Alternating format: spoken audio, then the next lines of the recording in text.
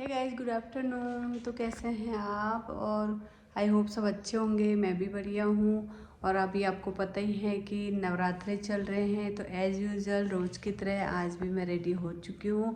और आज था सेकंड सैटरडे, मेरी थी कोर्ट की छुट्टी, बट मुझे फिर भी अपने चैम्बर जाना था, तो मैं ऑफ़िस गई हुई थी। तो अभी थोड़ी देर पहले ऑफिस से आई, उसके बाद मैंने लंच किया और मैंने सोचा था आज छुट्टी है, मैं थोड़ा जल्दी चली जाऊँगी, बट फिर भी मुझे 3 बज गया है क्योंकि ऑफिस से आने में लेट हो गया था। फिर कल मेरे घर में भी कीर्तन है, तो मुझे कुछ शॉपिंग भी करनी थी, तो मैं सामान लेने भी गई।